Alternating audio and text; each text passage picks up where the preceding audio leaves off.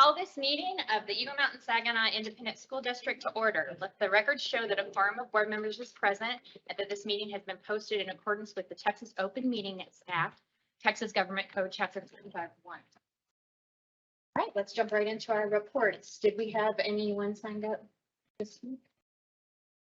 We did not. Okay, then let's move right into our operations report. Mr. Welch.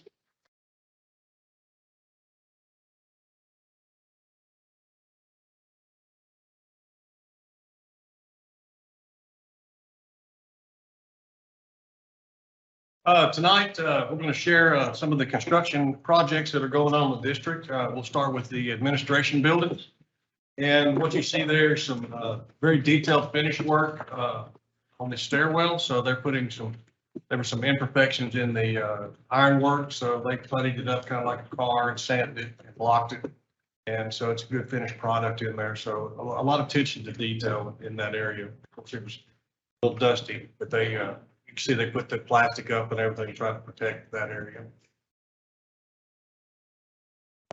Finishing touches on furniture and some monitors that have been installed. The monitors are installed in the training room and also in area, that's area B also. This, like I said, finished items on some furniture. The millwork, it still needs to be, they have to put it all together. They've got the two wings there that attach to the main part of the dais. And so they've attached those. And so next thing is they're putting the countertops in and they got to drill the grommet holes and then install all our monitors. The biggest issue we have on this one is going to be the AV equipment, and it's scheduled to come in around October 1st, which means once it gets installed, we've got to make sure it works properly. We know how to operate it. So that'll probably be the first board meeting that we would consider. That would be November, what we're looking at. I think that's on the admin. Any other questions on that? Just again, punch items. Depending on what they get, they have things scheduled this week. As long as they hit those subcontractors coming out and doing the items that need to be completed, then we got second week in October, we'll start moving in the rest of the folks in area B. And we'll slowly move those in because you have to have also your technology to support those once you put all the new monitors in. Most people do a great job of putting those in themselves, but we'll have that support there for them. And our maintenance department will help in that move. Did anybody else move in between last board meeting and this one for another? Or I don't same people that same people. Okay. Same people. But it's moving right along, and it'll be the largest amount of group of folks we move in. So delaying it a week or so just to get the punch items and the irritation, I guess, being in the workspace, trying to limit that. Eagle Mountain High School. Okay, you can see this is when the picture was taken a couple days after the water fell from the sky. But you can see they're doing from the aerial. You see the crane over there in the main academic area. So that's it there. You still see the band choir in the center, and the slab just to the south of that CMU is the fine arts. Then you move into dance, cheer, and gymnastics. Either of those are retention pond or just a natural? One of them is, but I think the other one's really natural, or not natural, I should say. But when you see the elementary side, this one doesn't look bad. With all the rock out there, even though it rained real hard, this one, there's just not much topsoil. You know, within 1 or 2 days, moisture's pretty much gone. And you can see the stadium, it's full of water. And it's sitting right on that shell. It weeps pretty good. On the far right side, the visitor side, you can see that they still are drilling the piers on the visitor side. So they should have been completed by now, but again, a little bit of rain delay, but nothing that they didn't catch up on. And the top picture, the stuff that's laying down, that's the first load of the steel that's on site. So right now they've got the large crane installed, and if they didn't start today, they'll start within this week erecting those things, and that'll be in that area A, the main academic wing. And the geo wells continue to be drilled. There's 2 to 3 rigs out there Seems like one of them's always might be down, but they continue doing that and progressing. These were just pictures of kind of what I mentioned a while ago. The one on the left is the pier rigs for the visitor side stadium. And the right side is that mound of dirt. That's the home side. So they'll have to grade that down and they'll move from visitor side to the home side. The CM, like I mentioned a while ago, the one on the right is the CMU block, the ICF work up in front. That's the light blue. That's the food labs. And you have the choir, percussion, and band hall. To the left, there's the fine arts entrance. And the one on the left where they just poured the concrete, you can kind of see the hallway. It's kind of different right in there. And on the right side of the picture, and on the left, you can see where it's kind of blocked out. That's where the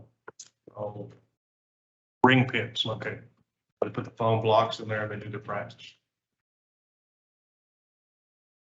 Elementary 18's got a different soil. So this is some of the best farmland we have in the school district, and it obviously holds moisture. But out of all that rain, I think we lost 4 or 5 days, but nothing that we couldn't overcome. You see, and I put main gym, that really should be gymnasium. There's only one gym. And then the cafeteria. So you see the line of the grade beams. So they have been poured.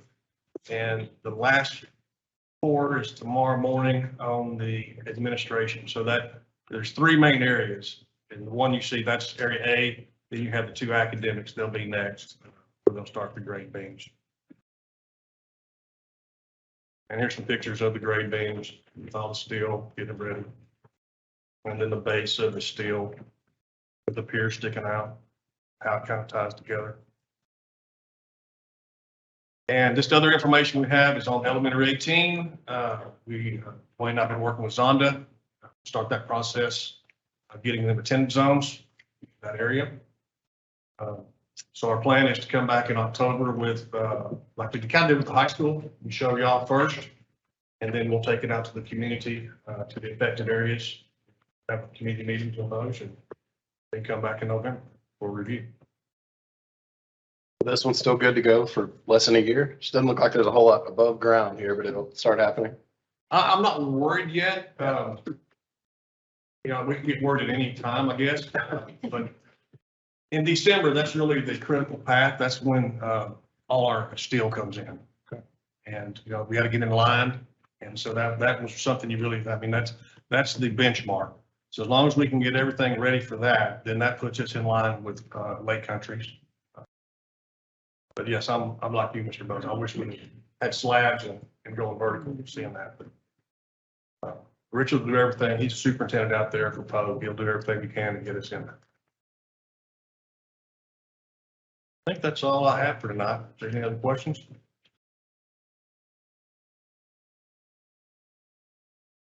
Please.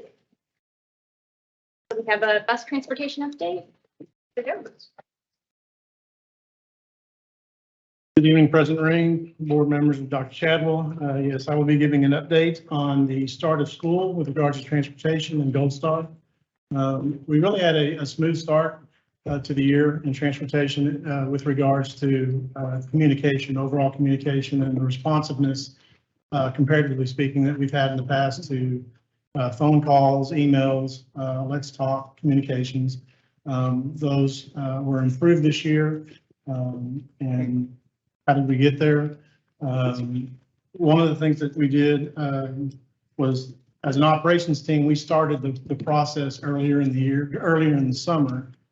We started meeting with Gold Star to identify the bilingual groups and the pre-K routes and those types of specialty things that oftentimes are done later in the summer. And then what it creates is we send information out to parents.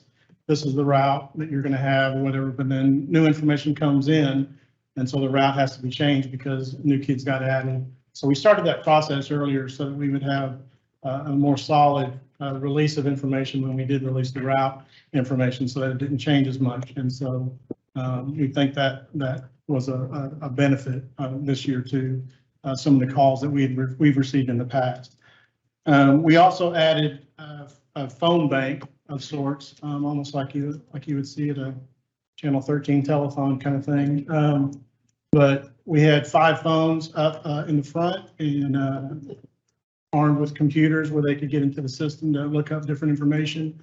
Those phones were manned by a combination of Gold Star staff, some of our operations team, and then Gold Star even brought in a couple of temporary staffing people to answer calls. So with those two things combined, it really seemed like we were able to answer more calls. I do believe that fewer calls came in, but the calls that did come in, they were answered by a human. They didn't go to a voicemail as much, or where no one answered it. So I think that was a positive. And so we were able to give information for the most part as the person was on the phone. And then if not, there was a system that we put in place that we would call that person back before the end of the day. And then additionally, I just think overall, with being able to give the information right then and people not having to call back several times, it did greatly reduce the number of calls that escalated to a level where the caller became frustrated or agitated in some way or whatever. So that was our goal, definitely, was to try and either prevent and or at least reduce that significantly. And I think we did accomplish that. Something else that was implemented really at the end of last year was the Remind phone application that many of you probably have used for your own children or whatever at campuses.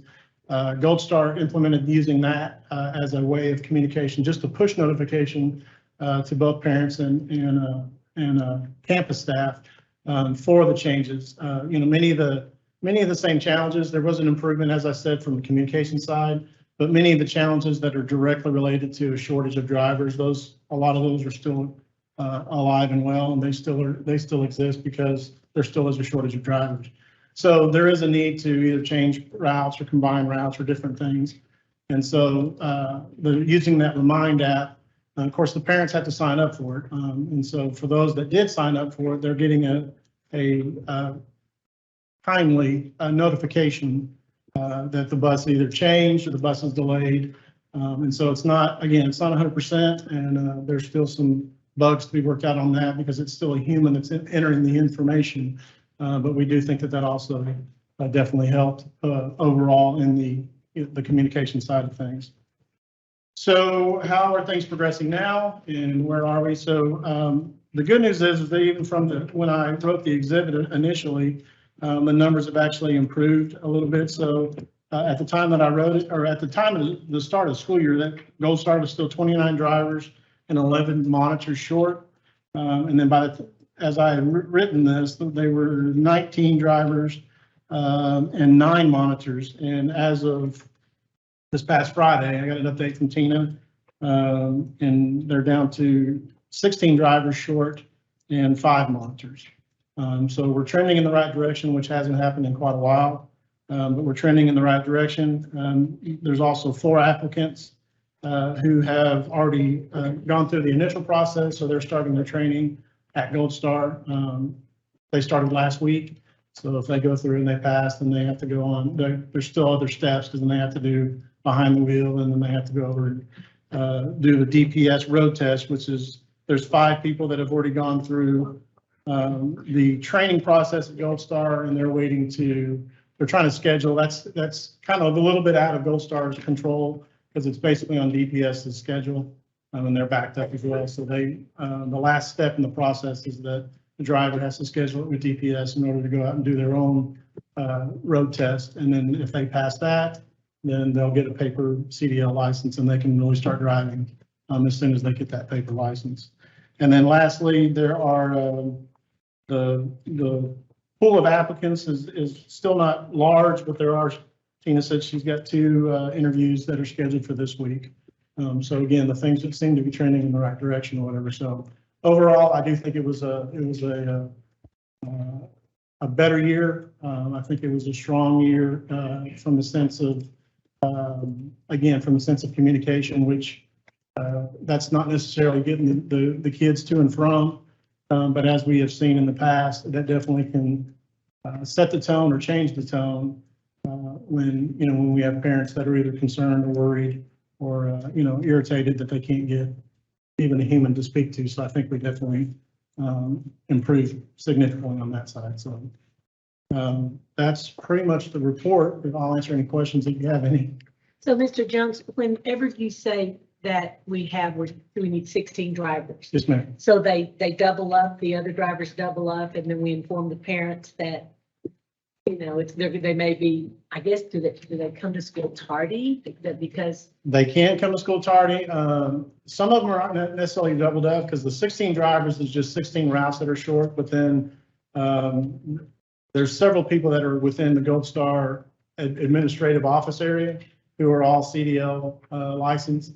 So that number pretty much on a daily basis is decreased by those people going out and actually driving. But as you can imagine, that has a ripple effect because now they're not in the office to answer phones and whatnot. But yes, to answer the first part of your question, yes, routes are either doubled up, they're combined, and then in the event that there is something that happens where we just can't, whether it be because of that or just, it could be a route that's not even doubled up, but it's just because of things that are going on in our area, be it construction or traffic. Then usually there's supposed to be a communication from Gold Star to campus to let them know that, hey, bus XYZ is late today and those students should not be counted tardy because it's on, it's Gold Star's fault. thank you. I know you guys have done a great job, keeping it going and being there with them and helping them out. And we appreciate it because that's tough starting the school year, Yes, ma'am. getting everybody to school and on the bus. So thank you. Thank you. Yes, ma'am. Yes, will you please relay that? And thank you for being proactive instead of reactive. So we appreciate it very Absolutely. much. Yes, ma'am. Thank you. How does that bus driver shortage compare to neighboring districts? Are we better off, worse off? It's really kind of in line. I mean, it really kind of depends on how many routes you're going, more of a percentage. Our district runs 92 home to school routes, but then there's several midday shuttles, be it pre-K or whatever. So talking to some of peers that I have in the surrounding area, they may not be as many drivers short, but percentage wise, they're pretty much the same as us or worse. Because they may not run as many routes. But, some of the larger districts that we have to the east of us, they're still short drivers. Again, they may not have, I know one of them, I think the last report I got was they're 33 drivers short, but they run more routes than we do. So percentage, they may not be in as poor shape as we are or whatever, but there's still the shortage that they can't find drivers. So.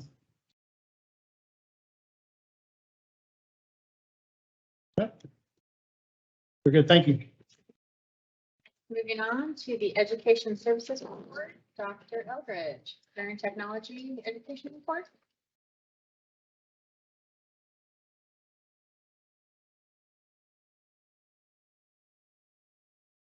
President Ring, board members, Dr. Chadwell, leadership team, thank you for the opportunity to come tonight to give you an overview of the CTE department, some of the great things that we accomplished last year and where we stand with enrollment and things that we're going to be doing this year. So we always like to start off to say that we always drive to the mission of the district, fostering that culture of excellence and pushing our students to pursue and have a passion for a lifetime of continuous improvement to continue wanting to be better and move forward. Which drives us to our district, to our department mission, which is to really push our kids to prepare themselves for those high demand occupations, those high demand industries that are going to be today and tomorrow. And we want them to integrate education in the workplace, engage in their post-secondary opportunities, whether that be immediately going into a career immediately after high school or pursuing a post-secondary education. And then really understanding how they create their future. It's not about what we choose. Sometimes it's about what mom and dad choose. But we want them to know now, what is it that you want to become and how do you get there? We, of course, always, I kind of cut off at the bottom. I apologize for that. We always want to make sure that we're driving to the Aspire plan, the Aspire 2025 plan. And where CTE really fits in is with Objective 4, where we are developing and executing dynamic, customized personal education plans for students from registration to graduation, which capitalizes on the embedded, robust opportunities where choice matters. And of course, strategy 4.1, and then the results that come in after those. It really comes down to being college, career, and life ready. We've had this for so many years, and we just can't get rid of it because we just know it's where we are. And when you know something is where you live and it's what you believe in, we don't want to let it go. So please know we're not going to let this go. We're going to keep holding on to it. So our enrollment for this year, we are looking at in our middle schools, we're really excited. We have an increase of students who are taking high school courses for credit. And so we have 848 eighth graders who are pursuing high school credit in middle school, both through the Family and Consumer Science program and the Technology Education or the engineering program. So we also have 842 seventh graders who are pursuing the middle school options, and we're going to be moving them up into those high school credits. High school campuses, we are sitting at 8,381 students with enrollment. So that is phenomenal. That's about 1 credit per student for every student in our high schools, which we think is amazing. And this year at the HETC, we have 1,241 students. So we are very, very excited. Our accomplishments from last year. It was a great year. I say that every year though, but it was. Our students earned over 1,150 industry-based certifications, which we think is phenomenal. We had an increase of about 150 certifications total. And so we were thrilled to see that bounce back from COVID. And we really are seeing our students really dig into those opportunities. We had 7 more NASA Space Settlement Design Competition attendees, which now puts us at 30. We are the only school in the nation who has gone that many consecutive years. We're kind of the team to beat. They don't like us a lot, but we don't care and we're still going to keep going. We had national, state, and district medalists in Skills USA, and you got to meet them last year during the May board meeting, and we were so excited to send them on to nationals. FCCLA also had regional, state, and national medalists. And this year, for the first time, we actually sent students to the state competition for HOSA, which is our Health Occupation Student Association. And so we're very excited. We now have HOSA chapters at all 3 of our high schools. So we know they're going to be continuing to do great things. We are thrilled. We've always had a really strong ag program in the area of animal projects. But last year, we saw the development of our FFA chapters. We had 6 CDEs, which are the career development events, and we had 5 LDEs, leadership development events, go on and compete. And we've been working on this for several years. And so it's the other side of FFA. It's the judging side. It's the parliamentary procedure side, the extemporaneous speaking side, the creed, those type of events. And so we were really excited. We had many of our kids get their corduroy FFA jackets because of what they did. And so we're thrilled, and we know that they're going to be doing even more this year. Our students, the total proceeds from the Tarrant County Junior Livestock Show topped $34,000, which was very good for last year and for what the economy was going through. We had 39 top 10 finishes. Lots of rabbits, and I've been told not to try and pronounce these because I will get them wrong. But we're growing our rabbit program. We're actually growing our rabbit and our chicken program, our poultry program. So we're excited about that and providing more opportunities for students. We had a breed champion market swine, a reserve grand champion poultry, and then we also had a grand champion beginner welder. And so that was not the animal. That was one of our students who's actually in our welding program now at the HCTC. We took a very solid plan out to many companies and industries in our area. We started receiving phone calls. We've set up our practicum program, sitting at our high school students for part of the day. but we started receiving phone calls from companies saying, we really need full-time employees. We can't find them. And so we made an adjustment to our plan.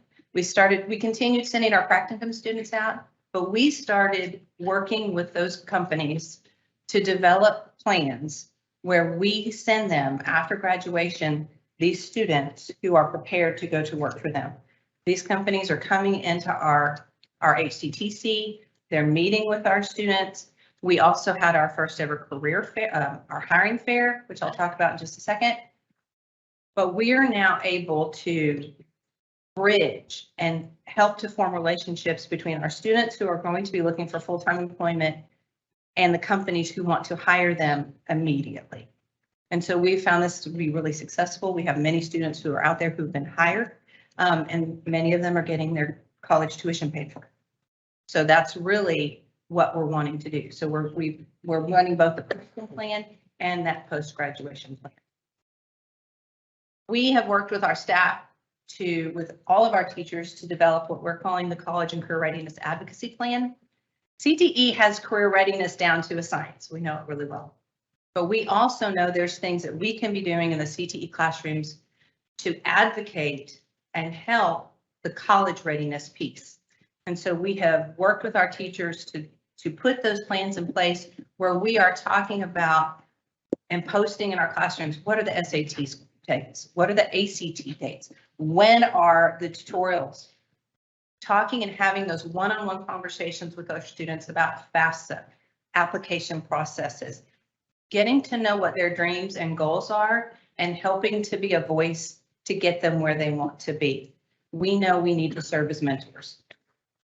We know we need to help them on both sides, the college side and the career side. And so I'm just so pleased and honored that our teachers, the CTE teachers, have taken this up with such gusto and they have the posters in their classrooms, they're having those conversations, and they're really pushing their students to understand and help mentor them into the process of registration and application, because we know that that's a lot of the time where students get lost.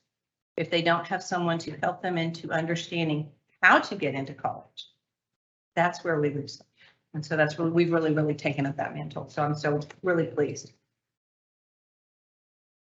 Our first annual Ems Isd CTE hiring fair, we had 15 companies, including Wabtec, which is formerly GE Manufacturing, Integrated Machining Systems, Stanley Black & Decker, and the City of Fort Worth were just a few of the 15 who came. They set up in the HCTC conference room and had the opportunity to meet with students from within their area of interest. And if they wanted to, we had an area available for them to interview those students on the spot and make job offers. And we held that in May.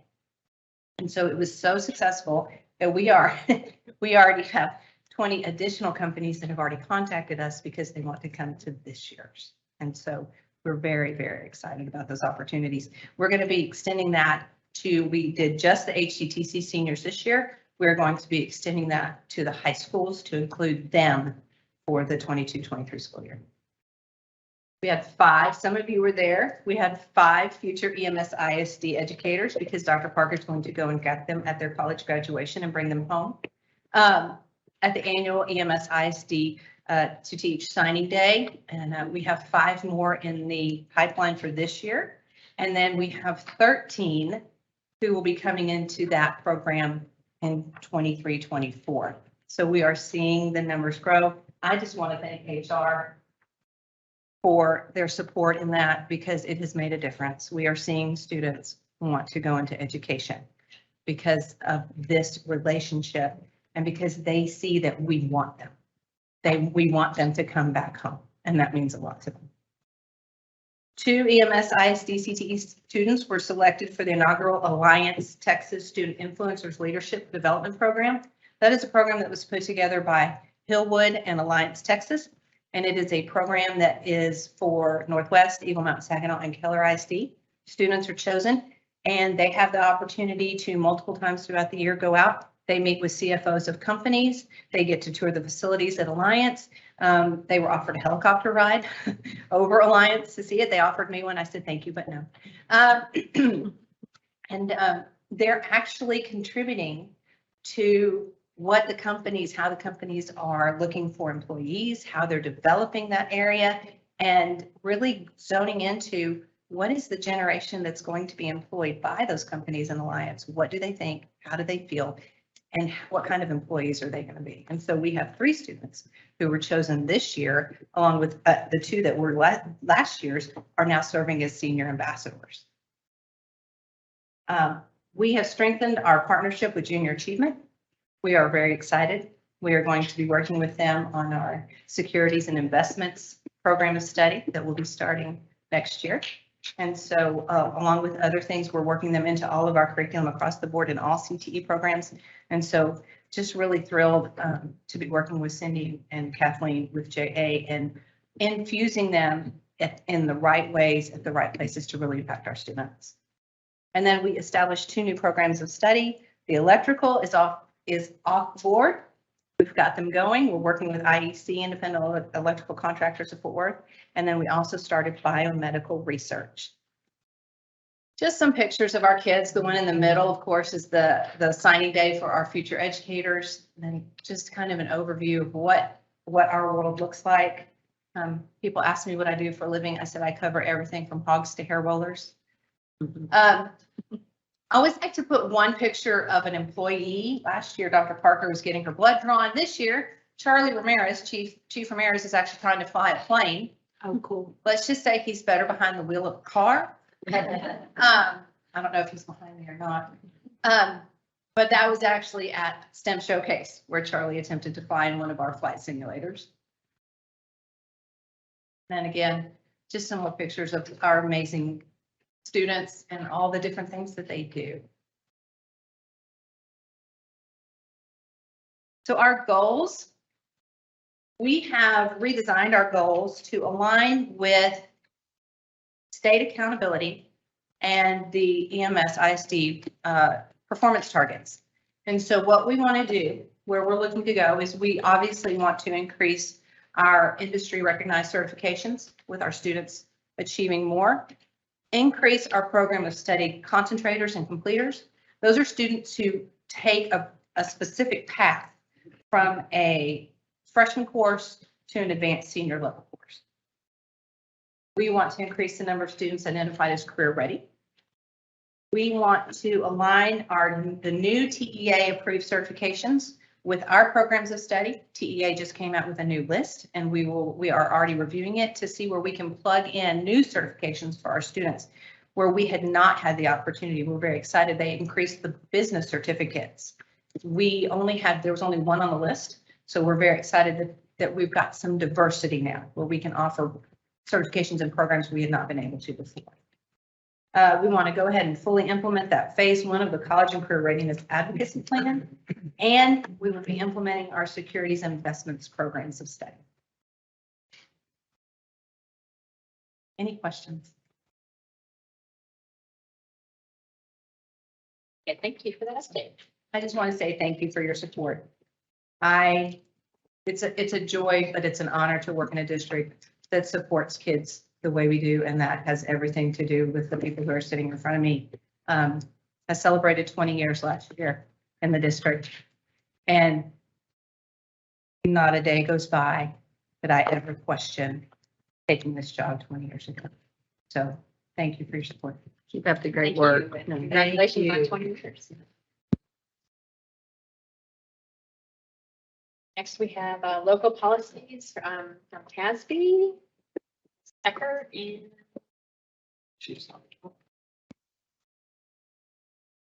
I'm not sure how I'm supposed to follow her after all of those awesome pictures and her amazing words to y'all, but good evening, President Ream, Dr. Chadwell, board members. Thank you for all that y'all do for us. I'm bringing 3 local policy adjustments to you that pertain to the Ems Isd Police Department. You have them in color there. Any items you see in red are things that are going to be deleted, and anything we need to add would be in blue.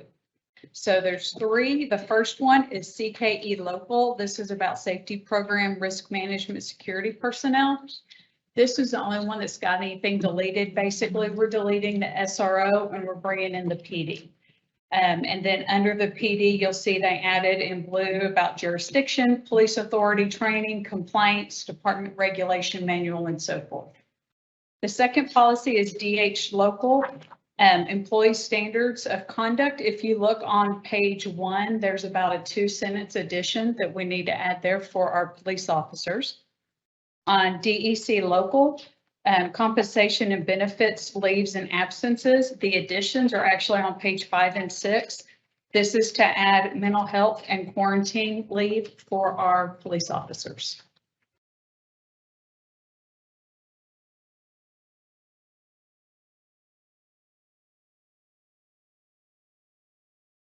And tonight, this is only for informational purposes. We'll be back in October. Any questions for me on these? Okay, thank you. Have a human resources report as well, Dr. Come out.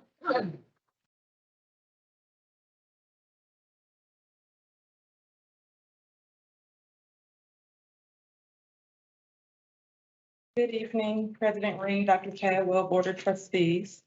Tonight, I'm here to present a new FTE to the board. And this really will be twofold. It will align with our systemic approach to intervention for our students, which is part of our Aspire plan, but it also aligns with an increased need for support in intervention counseling services. So what we have right now at the district level is a director of counseling. What we have found at the return of school after COVID is an increased need in a couple of areas for crises for students, but also with the addition of the police department, really a liaison to work directly with the police department on things like home visits and the new necessity for threat assessments. So this is a new position that prior to some of the changes in safety and security and counseling, we didn't really have an increased need for it. Now we're seeing a need for leadership at central office, not just for counseling, but also for intervention counseling. So this position will be double funded. Part of the budget will come from local at about 30%, and then 70% will be funded through comp ed funds. This month is coming up in court. We'll bring it back for consideration for approval next month. Have any questions? Thank you. Thank you. Right. That concludes our report. That's a very different than last month, huh, folks? So I guess. Kept Rob off there.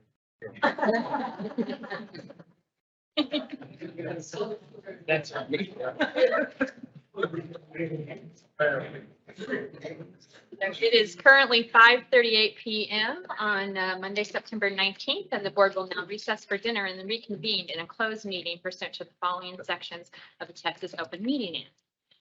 Section 551.071 for the purpose of private consultation with the board's attorney. Section 551.072 for the purpose of deliberating a purchase, exchange, lease, or value of real property.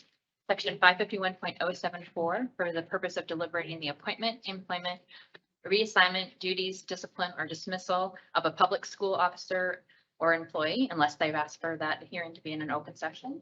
Section 551.075 for the purposes of deliberation regarding the deployment or specific occasions for implementation of security personnel or devices or security audits, Section 551.082 to consider the discipline of a public school child or complaint or charge against personnel, and Section 551.0821 to discuss specific personal identifying information about students.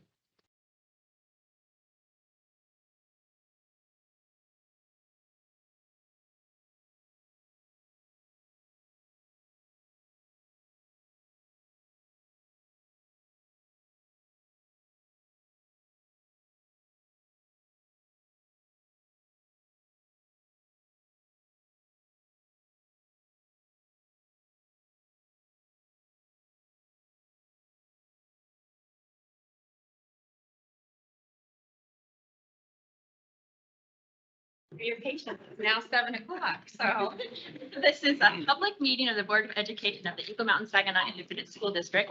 The board is reconvening the public meeting on Monday, September 19th at 7 p.m. and will now consider the subject set forth in the posted agenda. Welcome. Thank you for your patience. So we can start promptly at 7 o'clock.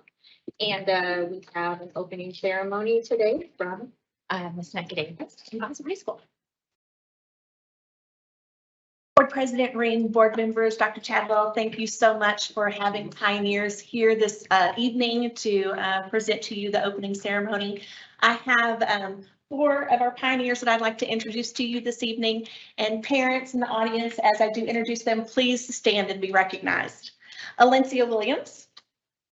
Alencia is a 12th grader. Her parents are Tamika and Reginald Williams. Alencia is involved in varsity gymnastics, pure belt dance, a National Honor Society, Principal's Cabinet. She loves spending time with her family and friends. She is in the top 10 in the state on floor and was named an All-American Elite Gymnast. And Alencia plans to attend Prairie View A&M to study biology.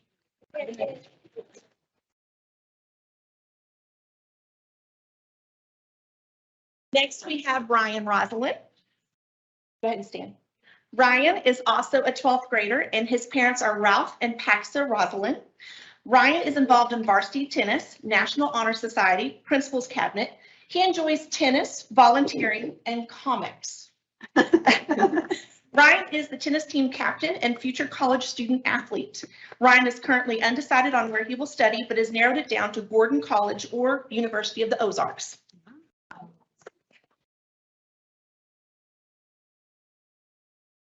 Next, we have Bryson Tenorio, and he is a 10th grader. And Bryson's parents are Vanessa Pena and Emiliano Tenorio. And he is part of Gold Standard and the Boswell baseball team. He is interested in baseball, all sports in general, math, and helping others. In fact, Brian loves sports and helping others so much that he helps coach his little sister.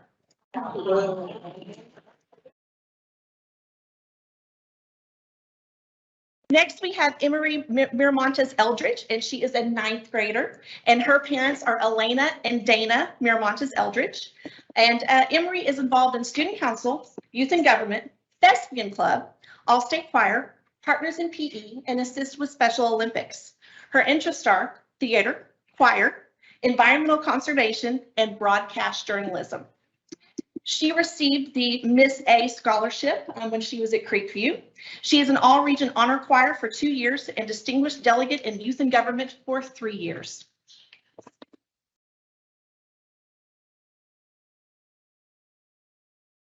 All 4 of you rise and go ahead and lead us in those opening ceremonies. And we'll start off with Ryan. Please stand and face them in comply. I pledge allegiance to the flag of the United States of America and to the republic for which it stands, one nation, under God, indivisible, with liberty and justice for all. I pledge allegiance to the Texas flag. Honor the Texas flag. I pledge allegiance to the Texas, one state under God, one and indivisible. Moment of silence.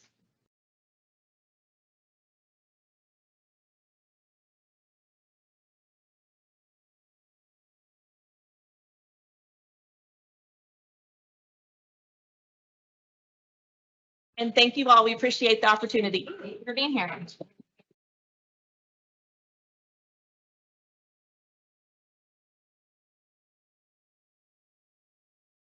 It's a great day to be a pioneer. Yeah, good.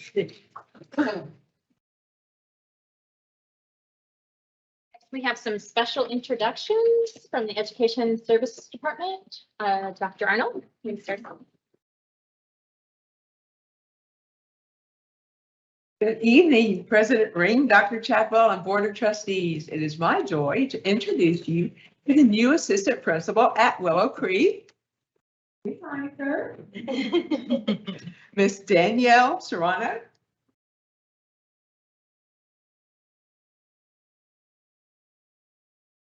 Danielle has served as a classroom teacher, a literacy specialist, an instructional coach, a GT and ESL district director, a Student Success Academy behavior coach. She and her husband, along with their 2 boys, Mason and Julian, I think they might be here, right? And her mother.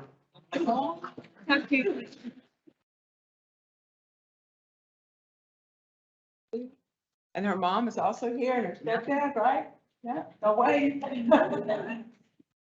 They relocated here. He serves in the military. Danielle was previously in Boyd.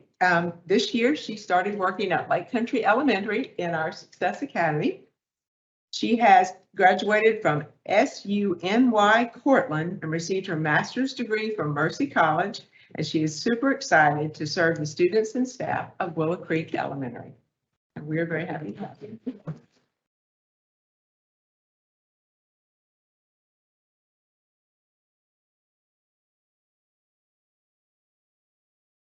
President Ring, Dr. Chadwell, members of the esteemed board, and members of the leadership team. I am so delighted to introduce Mr. Dwayne Fish. Mr. Dwayne Fish.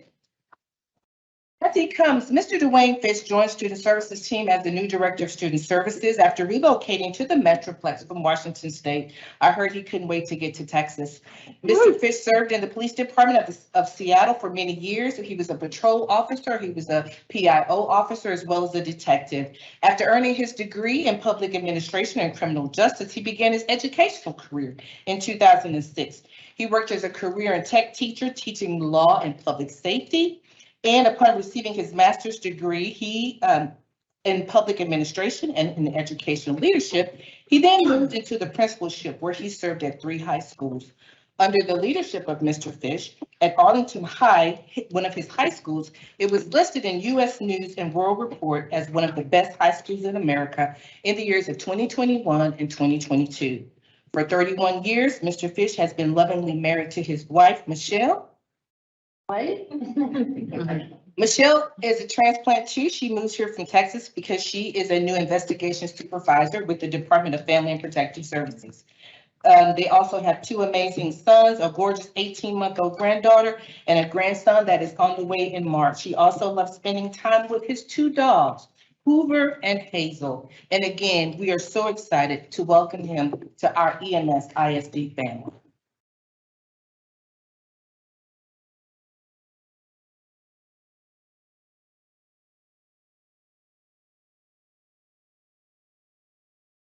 Finish all of our reports in the 5 o'clock session. So we are going to move into action items. The first on our agenda tonight is to consider approving the EMS ISD graduate signing bonus criteria.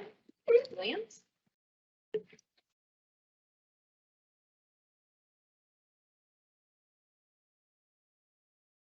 As Ms. Williams is setting that up. This information that's in the action item tonight, it reflects the conversation we had and the report in August. There are 3 recommendations listed. However, there's probably many other alterations you could make to that. So these are just 3 examples, I would say, of recommendations that we would have to consider in the policy. And so I'd be happy to answer questions, but turn it over to Raquel. Thank you. Good evening, Madam President, Board of Trustees, Dr. Chadwell.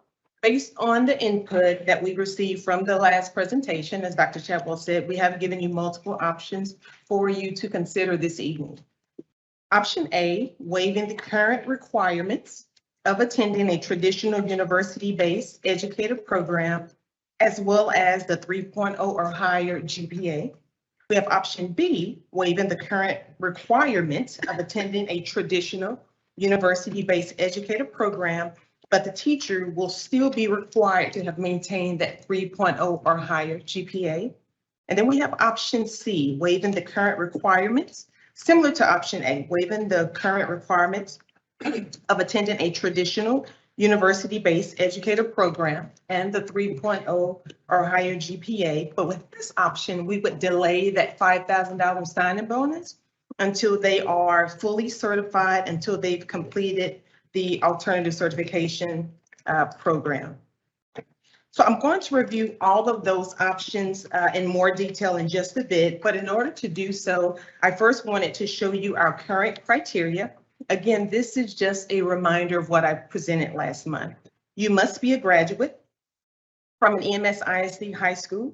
You must have attended a traditional university-based educative preparation program, must have a 3.0 or higher GPA, as well as be fully certified for the position which you are assigned to teach.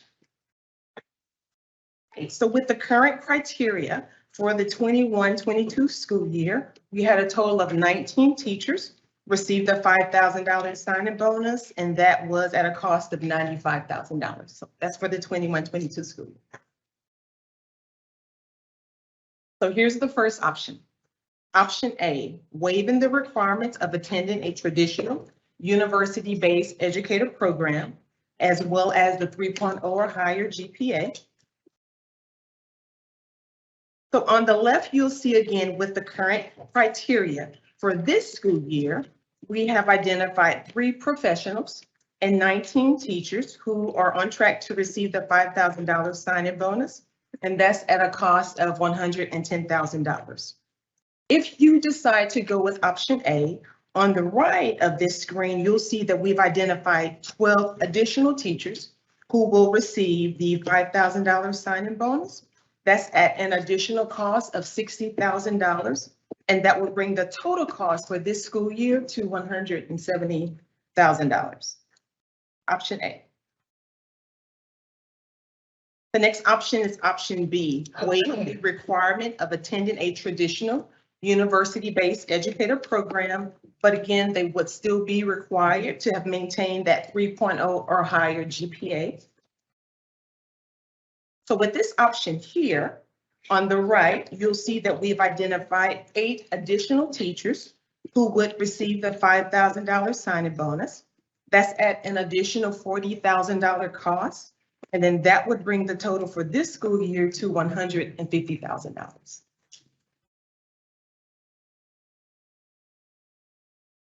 And then our final option is option C. Again, very similar to option A, which is waiving the requirements of attending a traditional university-based educative program, as well as the 3.0 or higher GPA.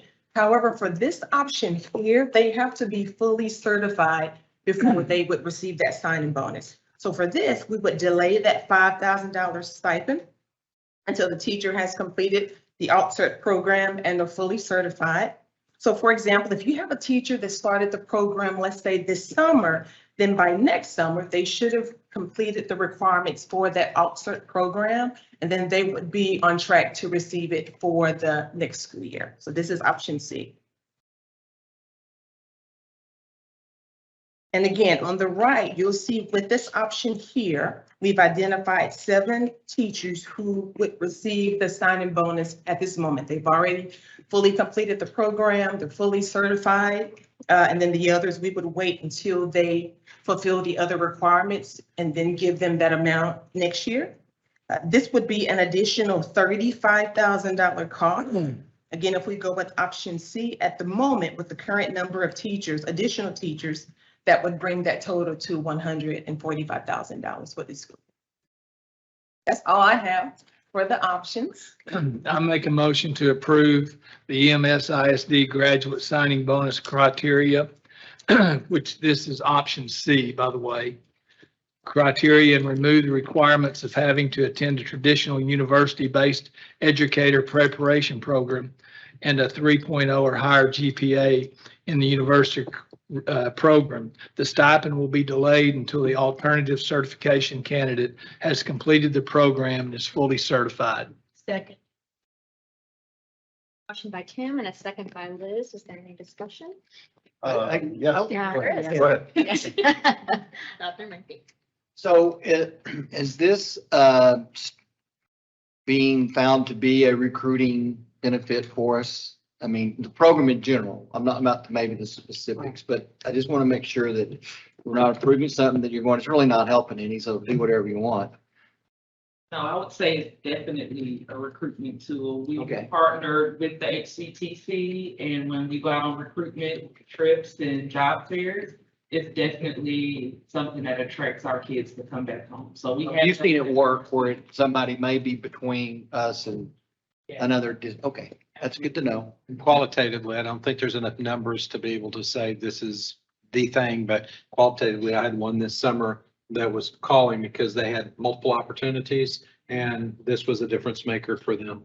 to come to this district. And so, Well, that's what we hoped it would be. I Yes. just wanted to get some assurance that that's the way it was working. sure. I mean, I would say last Friday, I met somebody at a ball game that they said they were completing their program the next year. And I told them, and I was able to say, there's a signing bonus for you to come here. And knowing that it may be just the difference maker. It could be as simple as where someone lives and where they found a home. And this may be the thing that closes that I could teach where I live, or I could go one district away and come here. So we feel like it's having an effect so far, but the numbers are pretty low right now to be able to say definitively this is it. Okay, thank you. How about, could I interest anyone in a hybrid option D? I like the idea of delaying the stipend. I don't love the idea of not having some type of a GPA requirement. I know I made the joke last week or last month about colleges are different standards, but can you have something? I mean, I don't really want to, we don't want to reward mediocrity here, do we? If you graduate, what do you have to graduate with? 2.0? What's necessary to graduate? It's been a while since I've been in college. Sorry.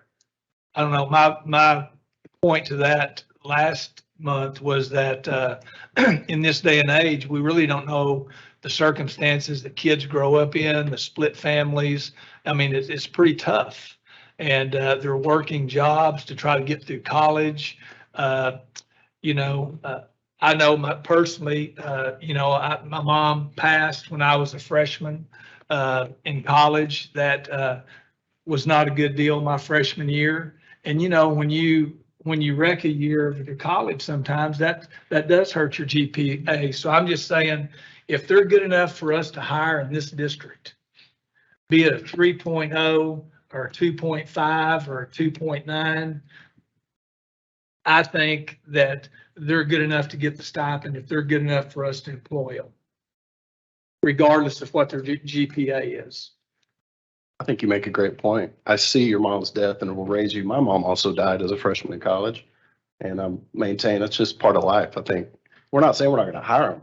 Just do we want to reward mediocrity? So you can still be mediocre with life. You can still rise and deserve a $5,000 bonus if you can persevere through some of those life's challenges. Just my thought. Anybody else? I think we disagree. I would just say as a point of clarification, we do have a motion and a second already on the table, so we would have to vote on that one Right. first. I think specifically then he would be speaking against that motion. And so I would speak for it. I think that the criteria that are established in option C would continue to allow us to recruit our own kids, our own students. And again, I agree that if they're good enough to hire, I mean, hopefully we're not hiring mediocre teachers. So let's don't say that, if you're under a certain GPA, you'd be a mediocre teacher. So again, I think if that's the issue of them being hired, then they should deserve the bonus. I do have one point of clarification. Sorry, Liz. The fourth item on your criteria is they have to be certified to teach in the area, hired to teach maybe in the area they're certified. Does that remain or does that change that criteria 4 in our current criteria? Yes, sir. They have to be fully certified in that position that we've hired them in. Okay, so does that ever come into play? I mean, is that disqualified somebody? It could. So for example, if we hired them to be a math teacher, they haven't passed the math test, but then they went and got an English certification and they could pass that test. But we're going to say, but we don't need an English teacher. We hired you as a math teacher. And after 1 year, that's where we need you and you can't do that. Or we hired them as an elementary teacher and they couldn't get certified there. So they got certified in a secondary area, but that's where we need you. We hired you as an elementary teacher. So that's the reason that's there. I would say that's only a factor in very, very few cases. Most people are able to get certified in their area that they're seeking to teach because they usually have content work in college that pertains to that. So I don't know if we have any, no. So it doesn't. It's never really been an issue for them. No. Thank you. And I'm going to go to Marilyn next. I don't remember what I was going to say, sorry. Yes, I do. I have two things. I hear what you're saying, William, and, I had the 3.0 in my mind pretty firmly last month on reflection and based on, our teacher shortages and needing to make sure that we hire people and teach them.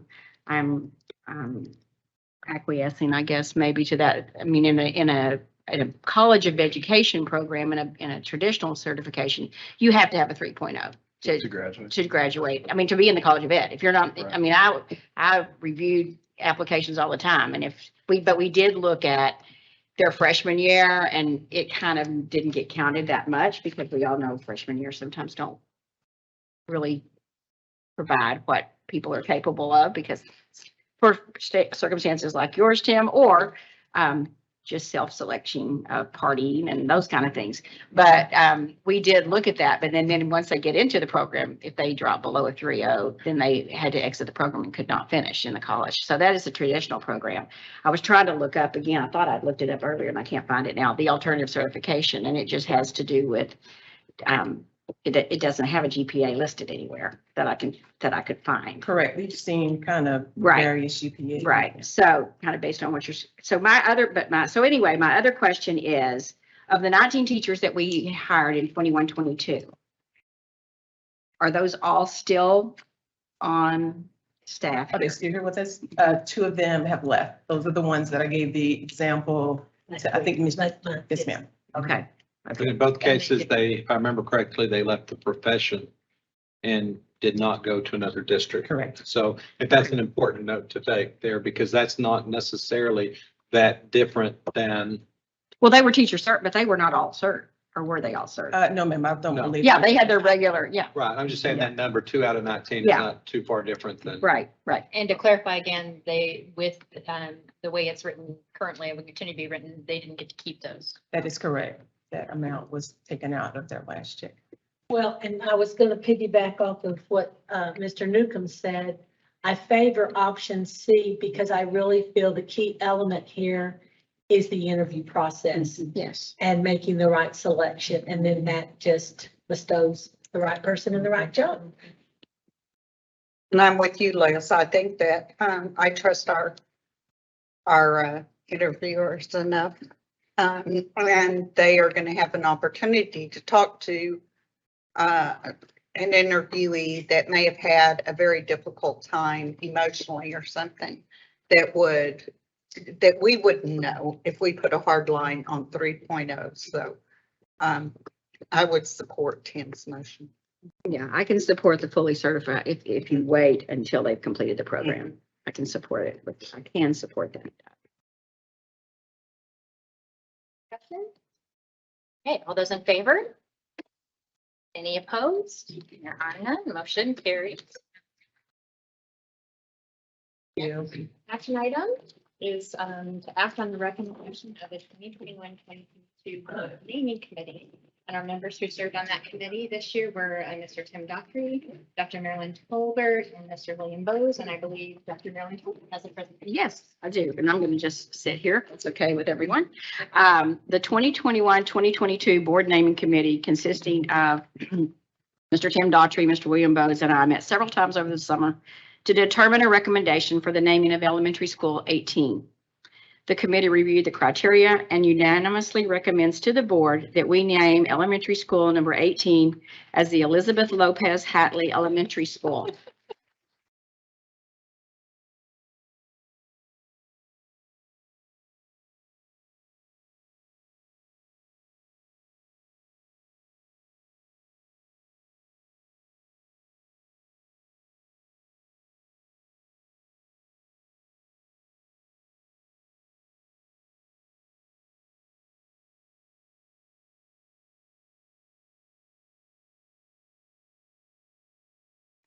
Speechless. Mrs. Hatley.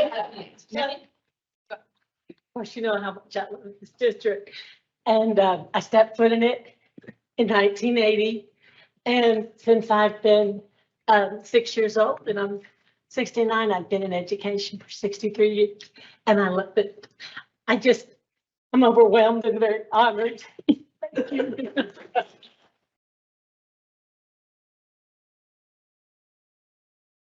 So I'm going to finish. Have to vote. To say about your wonderful. Mrs. Hatley, I want to say this really for the audience, for people that might not know her. All the people that are here obviously know her wonderful accolades. Mrs. Hatley has a long, highly impactful history with Ems Isd. She started teaching in the district in 1980 as a first grade teacher at Eagle Mountain Elementary School. And at that time, EMS only had 3 elementaries, 1 middle, and 1 high school. She taught first grade at Eagle Mountain Elementary until 1990 with a year off in 83-84. And then beginning in the 1990-91 school year, she began teaching gifted and talented students in the elementary PACE program. She was based at Elkins and Bryson Elementary Schools, but of course she worked district-wide when needed. From 1994 to 2000, she left EMS ISD and taught in Connecticut, but immediately returned in 2000 to EMS and resumed her role in the PACE program across the district. From 2001 to 2002, I had the honor of serving as a principal intern alongside her. And from there, she served as an assistant principal at Highland Middle School from 2002 to 2005. During that time, in August of 2003, she organized Highland's first 6th grade orientation, and Principal Rick Canterbury said the event was a great success for the campus as a result of her work. In fact, he was so impressed that he wrote a letter praising her efforts and asked it to be placed in her employee personnel file. From 2005 to 2007, Mrs. Hatley served as the first principal of Chisholm Ridge Elementary School before moving into district administration as the director of curriculum in 2007, and she remained there until her retirement in 2011. In total, Mrs. Hatley worked for EMS ISD for 25 years, but her service did not end there. In 2014, she was elected into the EMS ISD Board of Education, where she has served for the last 8 years. Mrs. Hatley, as you all know, is well loved and highly respected for her dedication to the students, families, district leadership, and EMS ISD community. We have chosen purple and white for the school colors and are excited to work alongside Mrs. Hatley on the selection of a mascot for the school. Given this exemplary tenure of service to the EMS ISD community, I am honored to make a motion to approve the recommendation of the Board Naming Committee of Elementary 18 as the Elizabeth Lopez Hatley Elementary. Second. Motion by Marilyn and a second by Donna. Any discussion? As we're all choked up. Just gotta say, nobody has their pulse on this district like Liz Hatley. I mean, it's crazy. The stuff she knows that she'll tell me, like, how do you know stuff like that? I mean, all you have to do is be at an assembly where we're introduced and, you know, most of us spares just get a little smattering of applause. I mean, the place goes crazy when Liz is announced. She's so loved. She knows so many people. I can't believe I'm gonna get choked up. All right. All those in favor? Any opposed? And 1 abstaining, and of course there are no opposed. So the motion carries 6-1 with the 1 being an abstention. 6-0-1. Sorry with the. Thank you very And much. let's clap for her.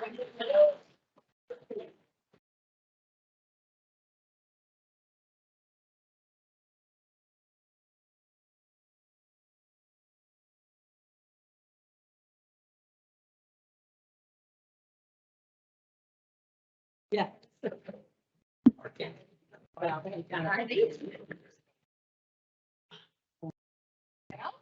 This will be a fun one for you to follow, Mr. Kidd.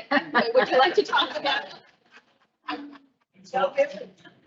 Congratulations, Ms. Hatley.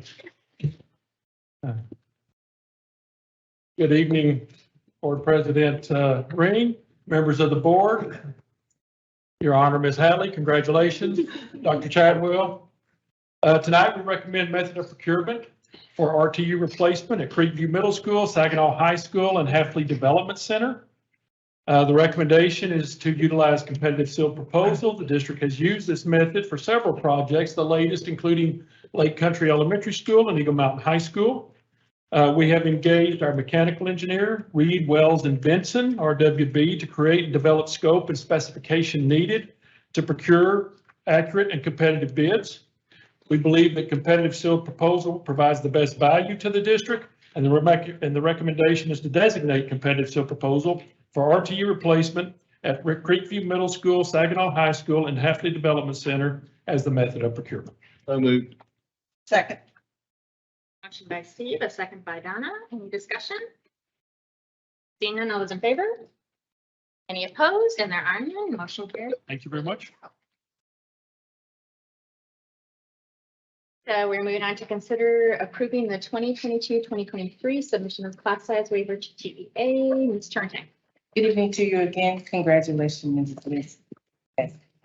Thank you. Texas Education Code, Chapter 25 in a subsection, we are required when it comes down to pre-K through fourth grade to ensure that we're maintaining and not exceeding the 22-to-1 student ratio. So each week, Student Services receives a report, but I would be remiss to say that it is just Student Services that works on this. There's Education Services that helps us out. There's HR, there's special programs, and there's also operations. So what I would like to draw your attention to tonight is that after careful review of each campus's enrollment reports and those that our PEIM coordinator does very diligently every week, we have 10 campuses that have exceeded in some form or fashion the 22-to-1 ratio. So if you remember last year, we had 14 campuses and 99 sections in which exceeded. With the great work that has been done, we have 10 campuses and we have the 22 sections that you see before you today. And if you look, most of them are by one or maybe two. And so some campuses have taken liberty as in how they want to master schedule their teachers. And so they have been allowed to do that. I also looked a little bit more into the report to ensure that transfers did not negatively impact these campuses. And it did not, because we are a fast growth district in hiring employees, we did make the transfers available to them. So I would like to ask for your recommendation to approve this report. A motion? I move we approve the submission of the pre-kindergarten through fourth grade class size exemptions as presented. Second. I have a motion from Donna, second from Steve. Is there any discussion? Thank you. No, I just want to thank you for the breakdown of the student and how they fall. That's very helpful. So thank you. Yes, and it appears that it's, like you said, one, maybe two students. We're not putting 35-to-1 in class. So I think that just one or two to make sure that we don't have class sizes of 14 because we had another class size. So I appreciate that. Will the Elizabeth Lopez Hatley Elementary, I want to be the first to say that. Attendance boundary would relieve, looking at this particular one, will it relieve some of those campuses, Cleve? Or do you know yet, since you haven't gotten with? Well, I would feel like it would, Comanche Springs, if that is Right. on there, and Bryson. Okay, Okay, Bryson. Thank you. thank you. Thank you. So we do have a motion by Donna, second by Steve. All those in favor? Any opposed? None, motion carries. Okay, moving on to routine monthly reports. Are there any questions on the materials that you received there? Items you need discussion or clarification with? On to a review of the 2022 board planning calendar, Dr. Chapel. Yes, this is on page 136 of your packet. This next meeting, we have budget status, also the annual delinquent tax collection report, and a budget amendment. You know, we've had a request to bring budget amendments more often, so we're scheduled to have one. I haven't confirmed with Rob that we will, but we'll put those into the schedule as we've discussed previously. Also under operations, we have the construction update and the Elizabeth Lopez Hatley attendance zone. I'll be number 2 to say that. We also have math updates, student transfer report, and the 23-24 school calendar approval timeline. We do also have selection for the board naming committee, for the 22-23 board naming committee to come up as an action item. Some bids and proposals, and also if there's any other 22-23 submission class size waivers. Of course, those aren't determined yet. We just approved one, but if we need one, we have it on the schedule. Thank you. Brings us to the consent agenda. Move we approve the consent agenda. Second. Motion by Steve, a second by Donna. Any discussion? Those in favor? Any opposed? There are none. 7-0. So that moves us on to board president's announcements. I just wanted to remind everybody of our team of 8 training on Wednesday, starting at 5 o'clock. I think you all have that in your calendars. I'm not going to call anybody out by name, but 2 of us still need to do our safety and security training, and that's due by the end of this month. So let's make sure we get followed up on that so we're compliant. And then for those of us going to Casa Casby, you have a wonderful folder that Kim put together for us at our spots with all our information that we need for our trip. So thank you to Kim. And then you also have a profile sheet in your folders if you guys can get that filled out and turned back here. We appreciate that as well. And then just personally, I just want to say how excited I am for the honor for Ms. Hatley, because she has been a joy and a pleasure to learn from and work with, and I can't think of a more deserving recipient. All right, on my report tonight, on page 284, we have a few events coming up. We have the Ems Isd College Fair on the 28th. October 3rd, we have the Ems Isd Marching Band Expo.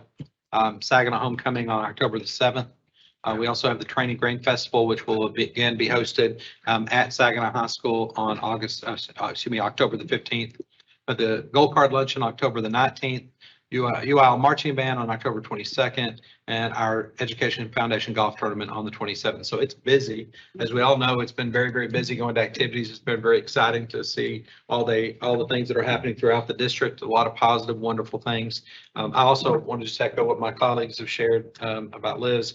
When I came to the district in December 2010, Liz was one of the first people I met. And as you heard, she worked in the district up through 2011. She taught me a great deal. When I asked people, I would come in and I had a list of questions. My last question is, who else basically should I talk to? Who's somebody that really has the pulse of the district? And virtually every person would mention your name. And I was just so thankful. When I think of a few words for Liz, I think of wise. To have the experience that you have, but also have wisdom of how to carry forward. You're generous. You're always giving to others, always the first one to serve. You're faithful. You live your faith every day. You're committed, being here and serving. As you said, since 6 years old, you're committed to our work. You're knowledgeable. You're a wealth of resources. And the one word that really I think of you is joyful. If you've had a bad day, you sure faked it, okay? Because you always show that joy in all that you do, and it's positive. It feels good to be around you because of the love that you show to others. And so it's such an honor to have the board selection of the school and the approval of it tonight. It's going to be a special school. And if it is just a percentage of the things I just described, it's going to be a resounding success. So we really, really care about you, Liz, and love you, and just thank you for your service to children and your commitment. You're always about what's best for kids, but also the big picture of what's best for staff, the community, parents, and all the educators. So thank you for being such a good example to all of us. Thank you. Thank you all.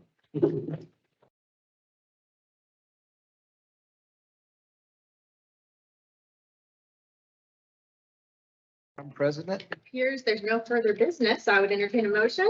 I move we adjourn. So by Steve, second by Marilyn, and I know of opposition, so we are adjourned.